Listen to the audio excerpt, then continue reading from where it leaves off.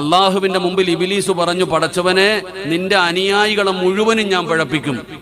അള്ളാഹ് പറഞ്ഞു, പറ്റൂല, അള്ളാഹ് എനിക്ക് ആയുസ് നീട്ടിത്തരണം. ഖിയാമത്ത് നാൾ വരെ ആയുസ് നീട്ടിക്കൊടുത്തു.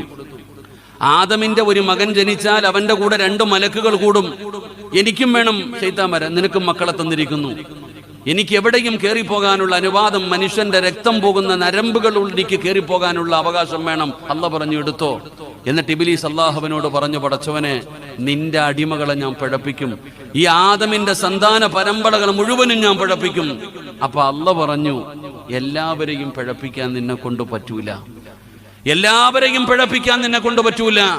എടാ, എനിക്ക് ചില നല്ല അടിമകളുണ്ട്, ആ അടിമകളുടെ മുമ്പിൽ നീ പരാജയപ്പെട്ടു പോകുമെന്ന് ആദരവായ പ്രവാചകൻ നബി മുഹമ്മദ് മുസ്തഫ. അപ്പൊ അള്ളാഹുവെ, ലോകം മുഴുവനും തെറ്റു ചെയ്യുന്ന സമയം ഇബ്ലീസ് എല്ലാവരെയും പിഴപ്പിക്കുമ്പോ അൽഹംദുലില്ലാഹ് അള്ളാഹു ഇഷ്ടപ്പെട്ട ചില അടിമകളുണ്ട്, അവരുടെ മുമ്പിലാണ് ഇബ്ലീസ് പരാജയപ്പെടുന്നത്. അതുകൊണ്ട് ഇൻഷാ അല്ലാഹ് ലോകം തെറ്റു ചെയ്യുന്ന സമയം ഇൻഷാ അല്ലാഹ് നമുക്ക് നല്ലത് ചെയ്യാൻ കഴിയണം. അള്ളാഹു ഭാഗ്യം തരുമാറാകട്ടെ. അതിനുവേണ്ടിയാണ് ഈ പ്രസംഗം. അൽഹംദുലില്ലാഹ്.